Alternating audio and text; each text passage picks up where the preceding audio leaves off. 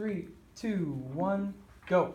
Hello, everybody. My name is Gabriel, and my project is all about the benefits of music education. So when this project was introduced to us, I knew I wanted to do something with music. Music is kind of like, my passion and, how I spend all my time. So I knew I wanted to do something I was passionate about, but I also wanted to incorporate a social justice aspect into it. And the way I figured that out was by focusing on music education, more specifically music education in California. So a little bit of background, 30 or 40 years ago, pretty much every single school district in California had music education implemented, and it was just a normal part of the school system. By the way, music education, let me define that, is being taught instruments. You might remember being taught Ode to Joy on the recorder or something like that. But yeah, it's music class. My mentor, Nancy Kofi, is the PAUSD music teacher. But back to the background. 30 years ago, music education was pretty much everywhere in California, and then Proposition 13 got passed. And Proposition 13 is a property tax law, basically, that saved a lot of homeowners money, but put a lot of schools, public schools, in a lot of financial troubles. Basically, public schools had to cut budgets, and of course, the first to go was arts education. So I found out all this.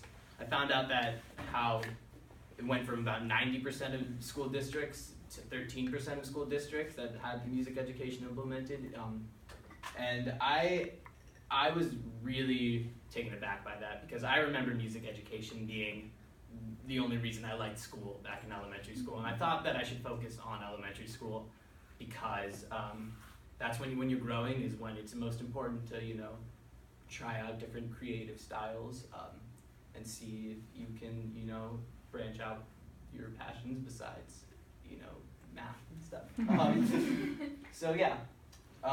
Also, it's important to note that PAUSD is one of the few school districts in the state that still has music education for elementary schools. So what I wanted to do with this project was to write a paper that pretty much made a case for music education. I wanted to find out every single possible benefit of music education and see if that was enough to tell or to present it in a way that would make a case for it being re-implemented in schools. So I wanted to get a bunch of different sources, and also that made a case for music education, but I also wanted to do something on my own.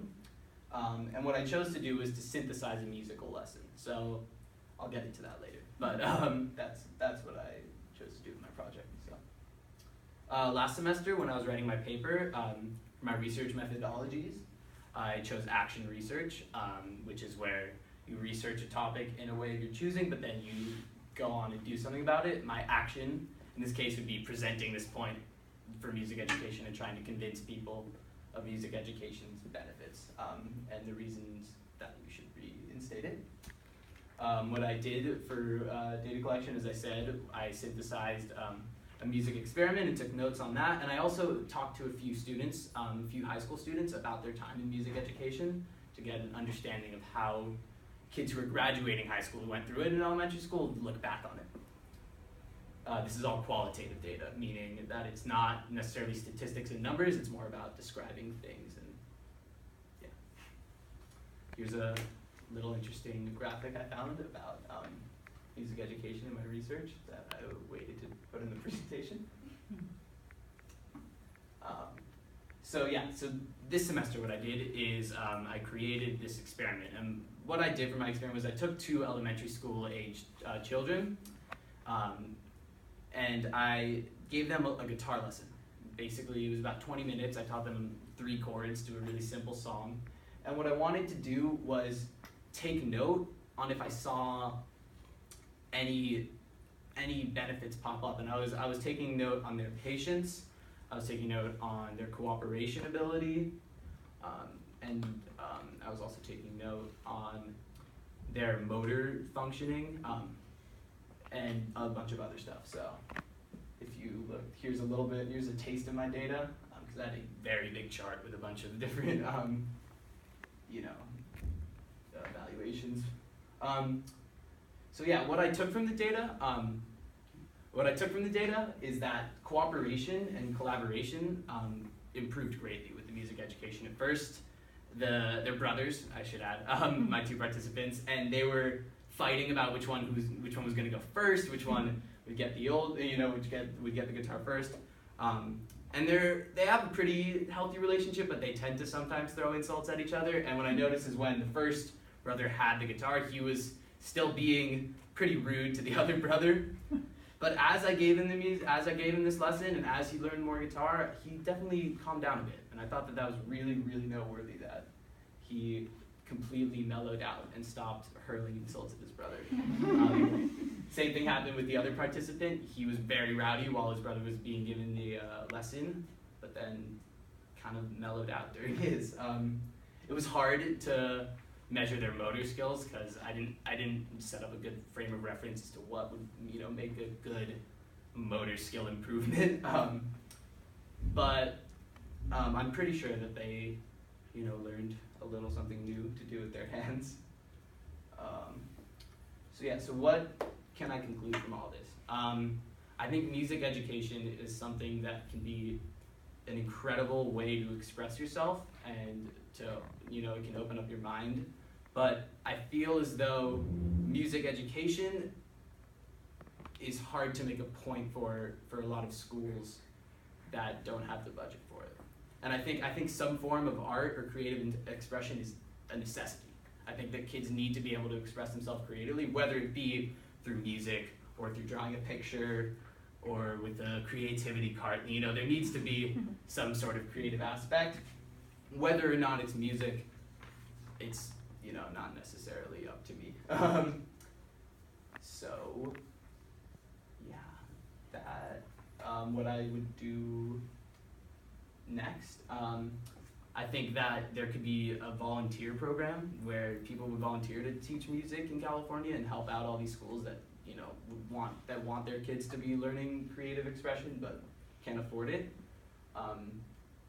That's what I was thinking about doing, was trying to go to schools and be like, hey, I can teach your kids music for free. And I think that if there were an organization that got music teachers to schools, that could be very, very, helpful. What I would do differently with this project, I wish I talked to kids who, instead of talking to kids who did receive music education, I wish I talked to more kids who didn't receive music education, because I felt pretty biased on it. Considering we're in this district which is so wealthy and only people here have, everyone here has experienced music education, whether it be in their elementary school that was public or private. So I wish I talked to other people and got a contrast. Overall, that is my presentation. Thank you for listening. Do you have any questions? Am I allowed to comment? Sure. So I know you left my class early on in the semester, but I'm really proud of where you came from, because I saw you when you were struggling to make a research question, and you really made truly a phenomenal project and did something that not many can do, which is recognize that maybe the actual purpose of your project isn't fully necessary, just the broader construct of creativity. Yeah, and that was definitely when I realized that, I was upset. I was like, oh, I want to be able to say that music education is great, but it would just be too unrealistic for me to say all these schools, who don't have any money need to go spend a teacher's salary on someone to teach their kids music, when a lot of the kids I was talking to who took music education weren't even that fond of it in the first place. For me, it was great because I love music and that's what I looked forward to. But for kids who didn't want to learn the recorder or the piano, it was definitely not their favorite class. But this is more of a comment than a question. I'm wondering if in the future, if you had done a survey in an elementary school, how do kids feel before music, and then they go off and take the music and then come back, just like with those two kids that you worked with. I bet their attention span and happiness levels would rise, even if they it's not their passion like it was for you. That'd be an interesting thing to. I mean, yeah, I think school should be a place where you learn more than just numbers and words, you know? It should be a place where you can express yourself and learn all types of things. And yeah, I think that if you are learning all types of things, then you're gonna be a happier person. Yeah, very interesting, and I was wondering, did you come across any data where people have researched how it affects children's brains, like the neurology behind music that might help schools really face up to the fact that they need more than just the STEM subjects, especially in this area? I didn't look into the science as much as I feel like I could have. Because yeah, I know there are studies that show that, you know, like kids who grow up in a home where music is always playing have, like, you know, faster cognitive development than kids who aren't. And yeah, I think that would be very interesting to look at. I love the idea of a volunteer program going into schools and for schools that don't have any arts or music, and just something like that. If you could spearhead something like that or, you know, pass it along to somebody else, or that's just something that could be amazing, that kids that can't have the opportunities that they have here at Pali, and if you could, you know, do something like that, then it could be, it's a very nice idea. Anyone else?